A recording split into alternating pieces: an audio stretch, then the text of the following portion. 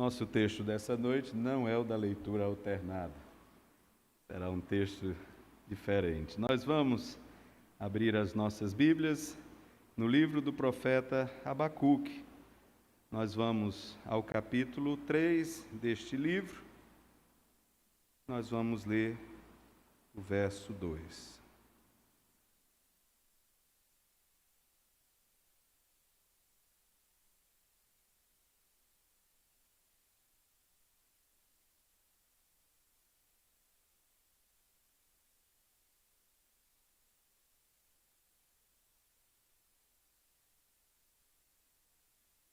Abacuque, capítulo 3, verso 2.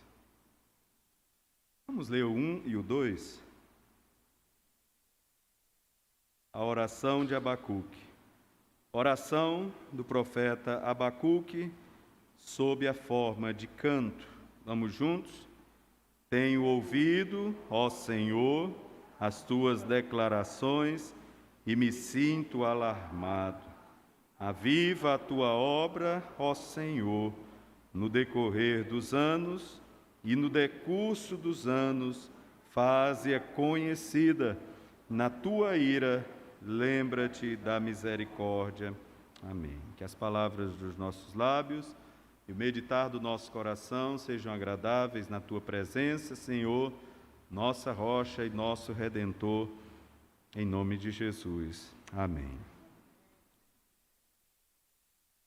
Eu nunca ouvi, em tanto tempo de vivência na igreja, tantos irmãos e irmãs confessarem que nunca oraram tanto como neste último ano, como neste período em que estamos testemunhando uma pandemia.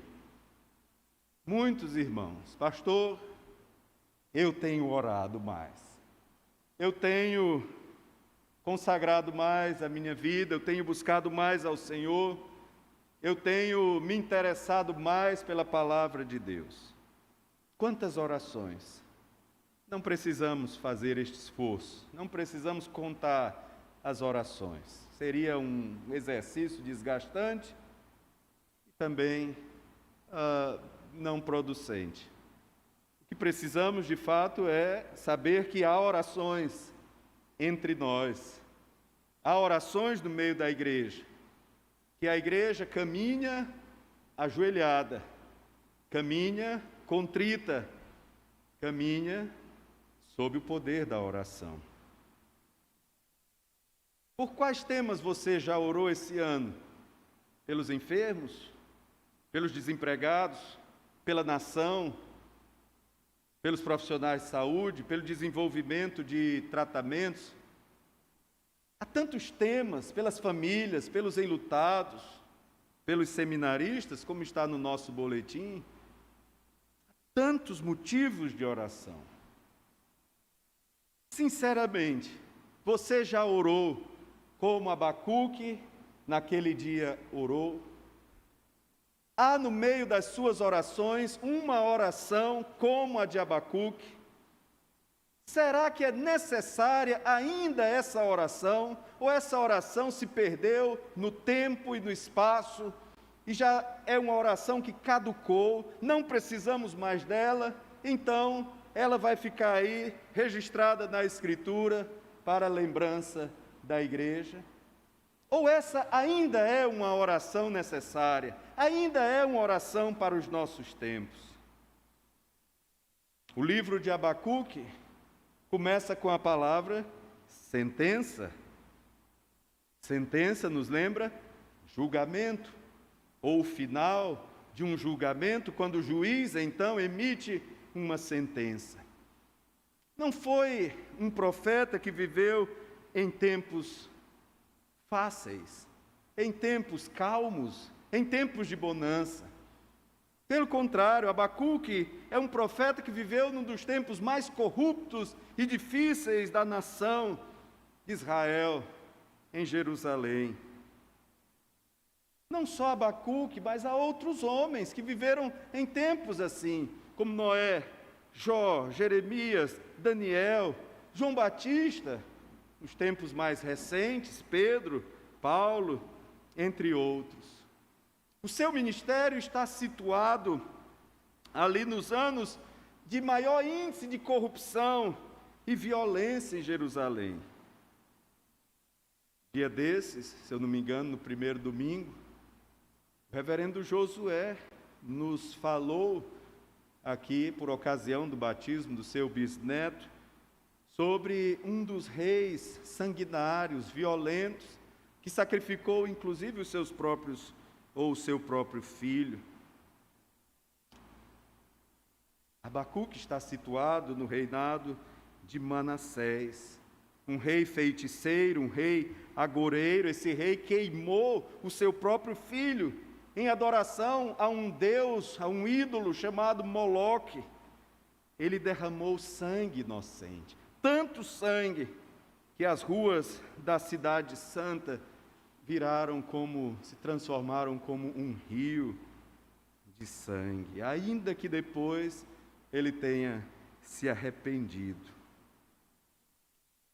E Manassés, que é um líder, que é um rei, um governante, estava desse jeito, um rei idólatra, um rei agoureiro, um rei feiticeiro. Imagina como está o restante desse povo, certamente corrompido, imoral, autoconfiante, injusto, violento, litigioso. O capítulo 3, então, começa com uma expressão que é aquilo que Abacuque está fazendo. Ele está orando, mesmo num tempo de tanta corrupção, em que as liturgias se perdem, em que a adoração se corrompe, em que a casa de Deus se amolda, se conforma com tempos de impiedade. Há no coração do profeta uma oração. Por isso que o capítulo 3 é o registro dessa oração. Uma oração que mais parece um salmo. É uma oração em forma de canto. É uma oração como muitos dos salmos. Nós não temos a sua música, mas há uma música envolvida nesta oração, para ser cantada no culto, para ser cantada nos ajuntamentos solenes do povo de Deus. Inclusive termina com o endereçamento desta canção ao mestre de canto para instrumentos de cordas. A sua oração inicia com esta declaração: tenho ouvido, Senhor, as tuas declarações e me sinto alarmado. Aviva a tua obra, ó Senhor, no decorrer dos anos, e no decurso dos anos faze-a conhecida. Na tua ira, lembra-te da misericórdia. Sinceramente, quantos de nós oramos nesses dias como Abacuque? Aviva, Senhor, a tua obra. Faz tempo que eu não faço essa oração de Abacuque. Eu não sei você, pode ser que seja só eu. Aviva, Senhor, a tua obra. Avivar é um verbo que no hebraico tem várias formas. Pelo menos no Antigo Testamento, ele é usado 250 vezes. Parece que é uma ação solta, parece que é um verbo perdido, mas não. Pelo menos 250 vezes no Antigo Testamento, esse verbo aparece. Expressa uma ação intensiva, ativa, característica da língua hebraica. Mas importante para compreendermos, mesmo que você não tenha tido contato com o hebraico, quando este verbo indica uma ação ativa e intensiva, isso nos remete a que a obra de Deus é sempre uma obra ativa, não é uma obra morta, mas é uma obra de um Deus vivo, de um Deus presente, de um Deus que manifesta na criação e na humanidade a sua presença, o seu poder, a sua misericórdia.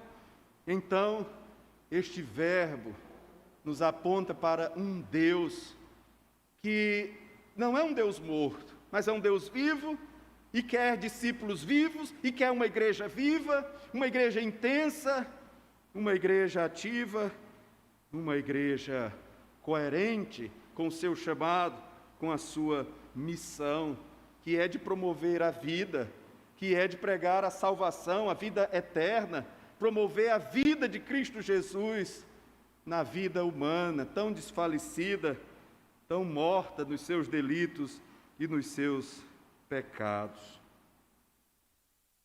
Um exemplo da ocorrência desse verbo avivar está nas orações de Davi, orações clássicas de Davi. No Salmo 85, no verso 6, porventura não tornarás a vivificar-nos, para que em ti se regozije o teu povo.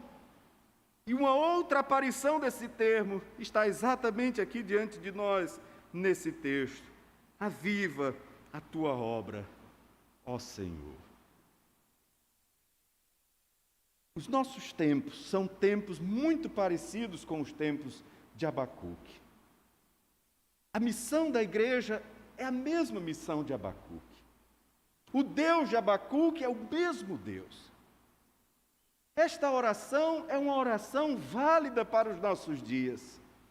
Não é uma oração para ser esquecida, não é uma oração para ser negligenciada. É uma oração para fazer parte das nossas melhores orações. Aviva, Senhor, a tua obra. Tem um diácono aqui na igreja, diácono César, e aí eu tenho que fazer justiça. Diácono César sempre nos lembra essa oração. Inclusive há um canto que a Gleice certa vez nos indicou, Expresso Luz, que tem por título Aviva a tua obra, ó Senhor. De vez em quando, nas reuniões pela manhã, nós ouvimos esse cântico e oramos por avivamento. Mas não deve ser uma oração de um só, uma oração solitária. É a oração de todo um povo, é a oração de toda a igreja, é a minha e a sua oração. Certo pastor, não lembro agora, lembro do pastor que usou este exemplo. Ele disse que um certo pastor, uma vez, desenhou um círculo no seu escritório, no seu espaço de estudo, pegou um giz, um marcador e fez um círculo. E entrou dentro desse círculo e se ajoelhou e fez a seguinte oração: derrama, Senhor, o avivamento dentro deste círculo. Estamos preocupados tantas vezes que a igreja seja avivada. Procuramos igrejas avivadas. Queremos igrejas vivas, não igrejas como Sarde, que tem nome de que vive, que tem fama de ser avivada e todo mundo corre para lá, mas que é diagnosticada por Jesus como uma igreja morta. Jesus diz: você tem fama de que vive, mas estás morta. Nós não queremos ser como Sardes, queremos ser uma igreja viva. Mas só seremos uma igreja avivada se primeiramente esse avivamento for uma obra de Cristo na minha vida e na sua vida. Como Abacuque assim chamou: aviva, Senhor, a tua obra. No decorrer dos anos e no decurso dos anos, faze-a conhecida. Na tua ira, lembra-se da misericórdia. Avivamento não é um congresso da igreja.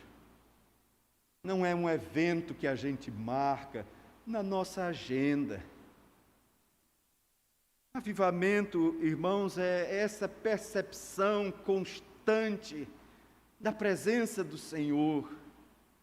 É como o apóstolo Paulo chamando a igreja à responsabilidade na oração, quando ele disse orando em todo tempo no Espírito, em todo tempo, cantando ao Senhor em todo tempo. O salmista do Salmo 34 diz: bendirei ao Senhor em todo tempo, o seu louvor estará sempre nos meus lábios.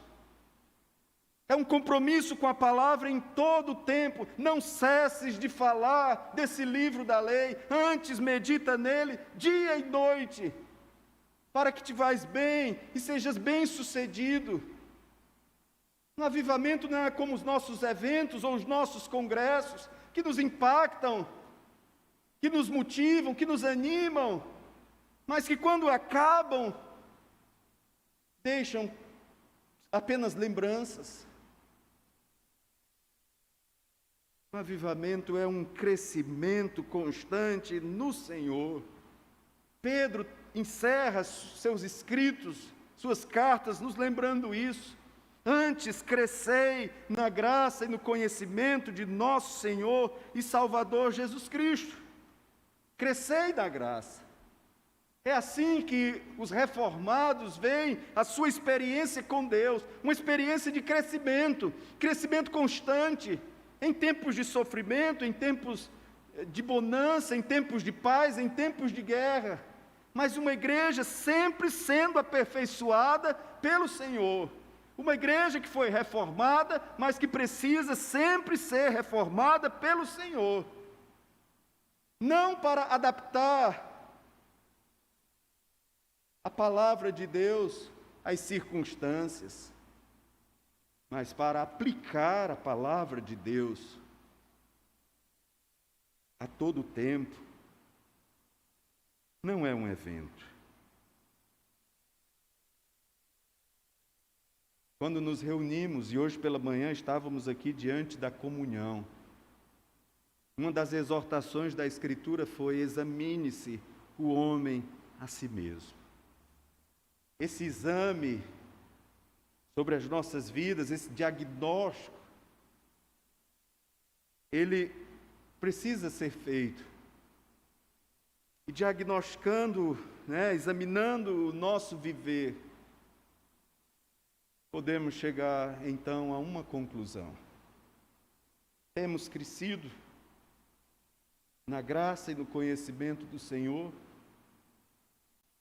desde aquele dia que o Senhor lhe chamou, desde aquele dia que o Senhor mudou a sua vida, desde aquele dia que o Espírito Santo o convenceu de que só arrependido dos seus pecados e olhando para Jesus com fé, você experimentaria a vida de Cristo, o novo nascimento. Desde aquele dia houve progresso no seu viver, houve progresso no seu relacionamento com Deus, houve crescimento na graça e no conhecimento de Jesus. Ou ainda estamos tratando as coisas de Deus com a mesma imaturidade, com a mesma infantilidade dos primeiros tempos, dos primeiros dias do relacionamento com o Senhor. Avivamento é a presença constante de Deus, presença renovadora, presença perdoadora, presença amorosa, que não desiste de nossas vidas, nem mesmo nos piores dias, nem naqueles dias em que a gente parece tudo para o mundo, menos cristão, menos discípulo, naqueles dias em que a gente dá mais ouvido aos pecados e aos pecadores do que ao Santo de Deus, como a Escritura nos exortou: sede santos, porque eu sou santo. Mas há dias que Deus só sabe que nós somos santos porque Ele é onisciente e Ele vê o nosso coração. Porque se Ele só visse o nosso comportamento, as nossas dúvidas, as nossas idolatrias, jamais Ele saberia que havia um santo habitando em nós, um Espírito habitando em nós. Avivamento, essa dependência constante de Deus, um quebrantamento constante em Deus, um temor a Deus, uma noção plena e certa da presença de Deus. Por isso que Paulo chama aquela igreja orando em todo o tempo no Espírito, essa consciência da presença constante de Deus. Eu estou consciente que Ele anda comigo, que Ele habita em mim. Eu estou consciente de que Ele dirige os meus passos. Por que então fechar os meus ouvidos à sua doce voz? Avivamento não deve ser colocado no nosso programa, na nossa agenda, como um evento ou uma campanha. Avivamento deve ser colocado nas nossas vidas como um movimento constante, uma manifestação constante de Deus, do seu poder e da sua palavra em meu viver. Aviva, Senhor, a tua obra. No decorrer dos anos, sim, em toda a nossa vida, e no decurso dos anos, faze-a conhecida. Conheci a Deus, Ele me conhece. Eu tenho convicção de que naquele dia não ouvirei do Senhor, nunca vos conheci, apartai-vos de mim. Temos esta convicção. Se não a temos, é necessária uma revisão urgente de nossas vidas. É necessária uma revisão urgente se de fato nascemos de novo. Mas se cremos que Jesus já nos ressuscitou para uma vida nova, então eu sei que Ele faz de mim habitação, que Ele me conhece intimamente. Não vou ouvir dele, nunca vos conheci. Mas este conhecimento que Ele tem de mim, que Ele tinha de Abacuque, que Ele tinha do seu povo, não podia ficar restrito àquela nação.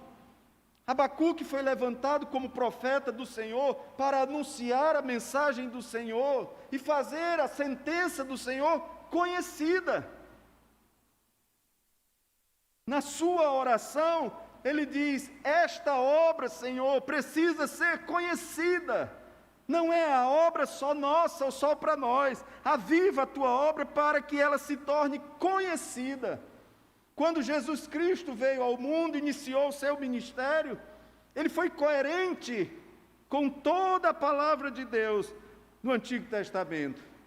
E trabalhou, e disse: o meu Pai trabalha, eu trabalho, para que essa obra seja conhecida. A ordem deixada por Ele, a missão deixada por Ele é: anunciem o Evangelho a toda criatura, tornem o meu nome conhecido.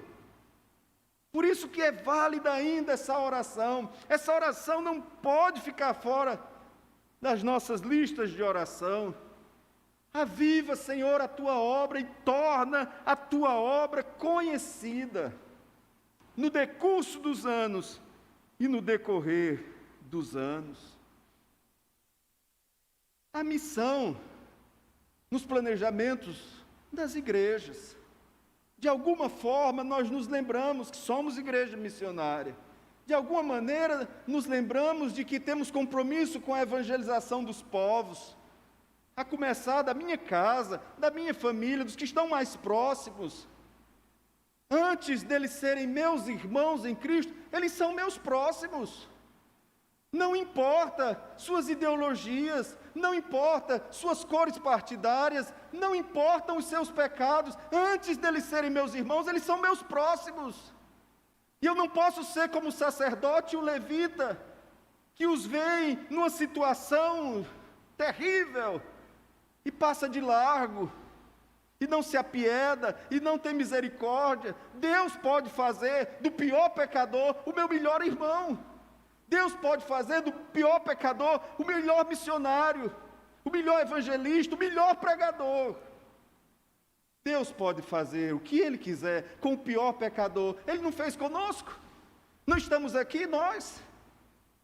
Ou estamos aqui porque éramos melhores do que alguém? Éramos os piores. Ora, se Paulo disse que ele era o pior, Imagina nós onde estamos. São nossos próximos. A missão vai de encontro àqueles que nós não queremos ir. Aqueles que consideramos os mais corruptos, os mais pecadores, os mais miseráveis, já os condenamos ao inferno. Aviva a tua obra, não para mim somente, começa em mim, mas de mim se torna conhecida esta obra. O avivamento produz um efeito salvífico nas vidas daqueles que nos cercam. Se essa salvação vai ser acolhida, recebida ou não, não é a nós que se prestará contas. Se prestará contas ao autor da salvação, aquele a quem pertence a salvação. A ele ninguém deixará de prestar contas, todos estarão diante dele. Mas de mim se cobrará o que eu fiz com o talento que Deus me deu, o que eu fiz com o dom que Deus me deu. Eu o multipliquei, eu investi nesse dom, eu investi nesse talento. O talento, na fala de Jesus, na parábola de Jesus, era uma moeda, era o sistema monetário da sua época. No português, talento também significa uma habilidade. Nem sempre uma habilidade espiritual, divina. Pode ser qualquer habilidade, qualquer talento. Mas, providencialmente, no português, nos chama a atenção para os dons espirituais, para as habilidades que Deus, através do seu Espírito, nos confere, para que a sua missão seja mantida neste mundo, para que a igreja avance. Jesus disse: eu edificarei a minha igreja, e Ele edifica a sua igreja também nos habilitando com dons, com talentos, com coragem, com habilidades, com entendimentos, para que as portas do inferno não prevaleçam contra a igreja. Eu edificarei a minha igreja, e as portas do inferno não prevalecerão contra a igreja do Senhor. A missão de Deus promove, irmãos, ataques ao reino das trevas. O reino das trevas não brinca. O reino das trevas não para. Sua missão é muito clara, missão destruidora, missão mortal. O diabo não se cansa de perturbar a igreja, de perseguir a igreja, de promover hostilidades no meio da igreja, divisões, pecados, soberbas. Jesus faz esse alerta, para que não nos mantenhamos inertes diante das portas do inferno, mas mesmo diante das portas do inferno, avancemos com a sua santa palavra, temos uma armadura suficiente para nos proteger, para nos defender, nessa luta que não é contra carne ou sangue, mas é contra principados e potestades, que habitam as regiões celestes. Há uma armadura disponível. O avivamento necessariamente provoca a obra missionária. Nem toda obra missionária é resultado de avivamento. É possível que igrejas desenvolvam obras missionárias por outros motivos, para ter um relatório bonito, para se justificar investimentos. Há uma série de motivos. A igreja de Éfeso era uma igreja tão abençoada, uma igreja tão firme, tão atuante, tão trabalhadora, uma igreja avivada. Mas Jesus disse: vocês estão fazendo tudo isso, mas lhes falta o amor. Lembra-te de onde caíste, arrepende-te e volta à prática do primeiro amor. Éfeso era uma igreja sensacional, mas precisava arrepender-se, precisava lembrar que toda a sua motivação estava no amor de Deus, que nos amou primeiro, e no amor que precisamos dedicar a Deus e a sua obra.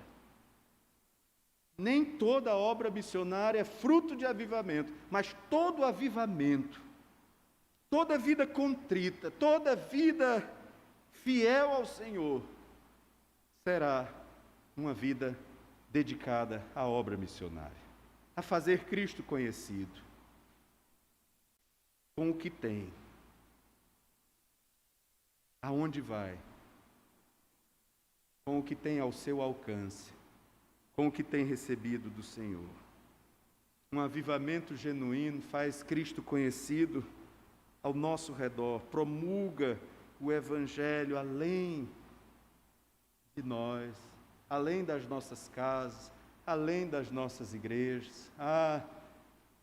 Se fizéssemos o Evangelho de Deus conhecido, pelo menos nas nossas casas, pelo menos aos nossos filhos, aos nossos netos, aos nossos primos, tios. A igreja, irmãos, teria um outro avanço neste mundo. A obra missionária já teria alcançado uma expansão muito maior do que o que nós já vimos. Aviva, Senhor, a tua obra. No decorrer dos anos e no decurso dos anos, faze-a conhecida. Na tua ira, lembra-te da misericórdia. Abacuque é um privilegiado. Ele vai ouvir de Deus em seguida, nesta oração, é maravilhoso.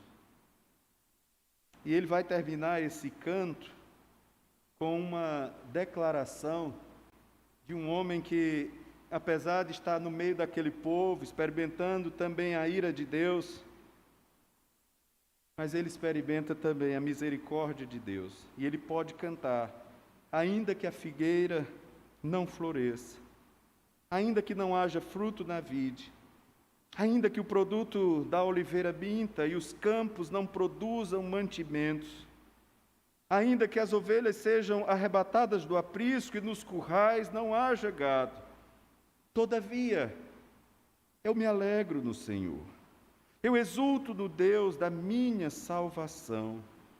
O Senhor Deus é a minha fortaleza. O Senhor faz os meus pés como os da coça. O Senhor me faz andar altaneiramente. Perceba, o profeta está vivendo os dias mais difíceis da sua vida. Ele faz uma descrição um pouco do caos que está ao seu redor. Mas o seu coração não está em caos.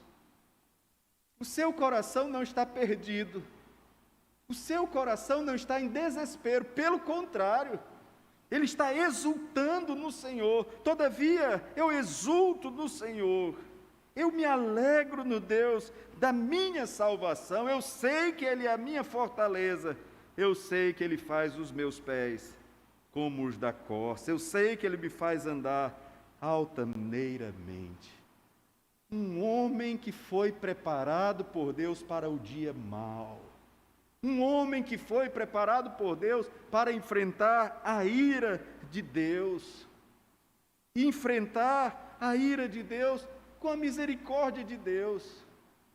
Esta é a diferença da ira de Deus para a ira deste mundo, para a ira dos nossos inimigos. A ira de Deus é temperada com a misericórdia. A ira de Deus, ela vem acompanhada da sua misericórdia. Por isso que este mundo ainda está de pé, por isso que nós estamos ainda de pé. Porque as misericórdias do Senhor são a causa de não sermos consumidos, nada nos consumirá. Somos como uma igreja sarça ardente, que queima e não se consome, que o fogo alcança e não se consome, por causa da misericórdia do Senhor. A misericórdia do Senhor é a causa, ou são a causa, as misericórdias, de não sermos consumidos. Elas se renovam a cada manhã, elas não têm fim. Avivamento, irmãos, se ele é acompanhado de alegria, de paz, de comunhão, geralmente é assim, ou são assim os avivamentos. O verdadeiro avivamento, ele não exclui que tenhamos tempos difíceis e de tribulação. Fé não significa anulação do sofrimento. Fé e sofrimento não são incompatíveis. Essa semana, Daniel publicou uma das frases do nosso pastor. Não lembro ipsilitre, mas a ideia era que ele disse: eu não glorifico a Deus apenas no meu livramento, mas o glorifico também no meu sofrimento. Fé e sofrimento, elas não são incompatíveis, por causa da misericórdia de Deus. Nós queremos as promessas do Senhor, nós temos uma promessa do Senhor, e uma das mais belas promessas do Senhor, no Evangelho de João, no capítulo 16. Tenham bom ânimo. No meio das aflições, tenham bom ânimo. No meio das aflições, mantenham a esperança. No meio das aflições, mantenham a chama da alegria no Senhor. É como Jesus dizendo para nós: dá para vencer, dá para manter-se firme, dá para sustentar. Eu não vou promover provações ou tentações nas suas vidas que não sejam suportáveis. Não darei a você provações que sejam sobre-humanas, mas juntamente com a provação, eu vou prover a você o livramento,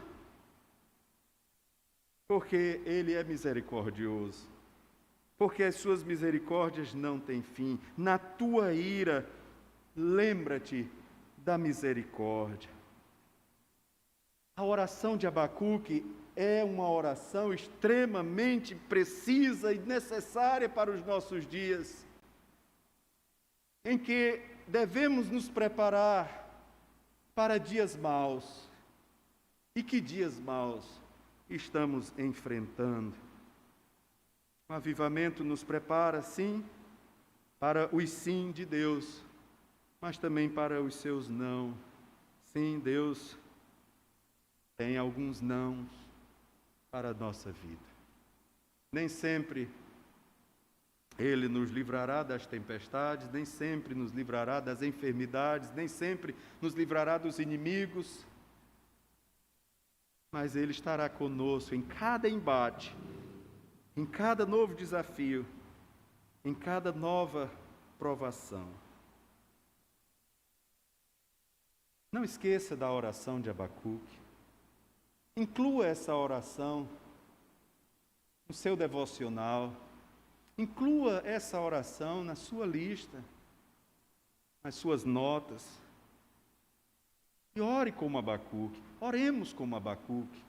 Aviva a tua obra, ó Senhor, no decorrer dos anos e no decurso dos anos. Faz essa obra conhecida. Na tua ira, lembra-te da misericórdia. Nós somos resultado de um avivamento. Este jovem que normalmente temos lembrado nesse mês de agosto, Ashbel Green Simonton, este jovem, quando saiu dos Estados Unidos em junho de 1859, chegando aqui 2 meses depois, em agosto de 1859, este jovem vivia numa nação que estava experimentando um avivamento que desembocou numa expansão missionária. E quando, no auditório do seminário de Princeton, ele ouve uma mensagem de um teólogo que é muito conhecido entre nós, Dr. Charles Hodge, incentivando, chamando alguém para vir ao Brasil, onde o Evangelho ainda não havia sido plantado, a despeito de algumas tentativas frustradas. E aquele homem não resistiu. Uma carreira promissora na advocacia, no direito, foi deixada para trás, para que uma carreira bem-sucedida no Evangelho, avivada, fosse colocada como prioridade. E eu e você devemos ser gratos a Deus pela vida de Simon, pela vida desta igreja, pela Igreja Presbiteriana do Brasil. Não esqueçamos as nossas origens, os nossos começos. Como outro profeta, Zacarias diz: não desprezem os simples começos. Não desprezemos os simples começos, como foi o começo da nossa igreja. Simples, em meio a dificuldades, em meio a perseguições, a hostilidades. Mas hoje, o que nós somos? Graças a Deus, uma igreja viva, presente nesta nação, influenciando esta nação, salvando vidas para Cristo Jesus. Uma igreja que não negocia a palavra em detrimento de um crescimento maluco e absurdo, que não vende o Evangelho, que não faz deste púlpito um balcão de negócios, que não está chamando você para dar tudo que tem e Deus vai dar a você em dobro, para que você determine a Deus o que Ele tem que fazer, e a menos que se prove pela palavra de Deus, que o que estamos ensinando e pregando nessa igreja não confere com o Evangelho, a menos que se prove pela palavra, podemos afirmar em alto e bom som: sim, a despeito de nossas limitações, falhas e pecados, temos servido ao Senhor com alegria, com fidelidade, com amor, com o que temos nas mãos. É pouco, mas é o que temos nas mãos e oferecemos ao Senhor. Não estamos fazendo tudo o que podemos fazer, porque o pecado, sim, nos atrapalha, mas a misericórdia de Deus não nos consome, nos sustenta. Sua misericórdia nos une ao Senhor. Sua misericórdia não interrompe as nossas orações. Sua misericórdia nos consola nas nossas tristezas. Sua misericórdia não permitirá que esta igreja sofra solução de continuidade. Não permitirá que a sua igreja morra. Sua misericórdia nos sustentará.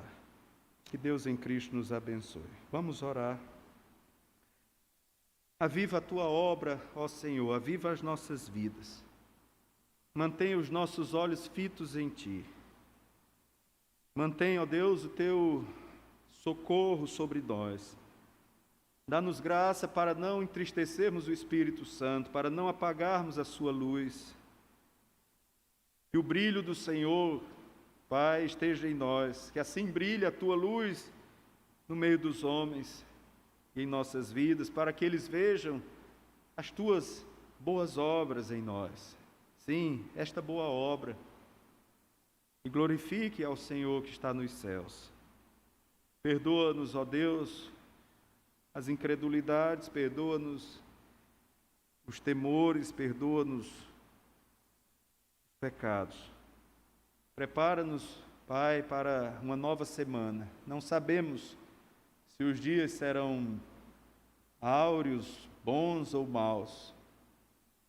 Não sabemos o que está diante de nós. Mas o que sabemos é suficiente para enfrentarmos estas lutas. Sabemos que a Tua misericórdia, sim, não nos desamparará. E que a Tua palavra crie raízes no nosso coração. Que a Tua palavra seja sempre, sempre o nosso alimento. Ela é a luz, ela é a lâmpada para os nossos pés, é a luz do nosso caminho. Seja motivo da nossa dedicação e do nosso amor, Teu Evangelho.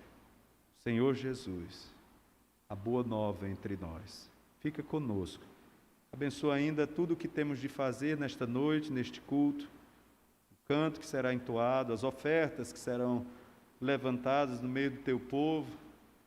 Abençoa-nos, ó Deus, enquanto estivermos aqui na liturgia do culto, momento de confraternização, e ao sairmos para a liturgia da vida, dá-nos a tua bênção. Fica conosco, dirige os nossos passos, em nome de Jesus. Amém.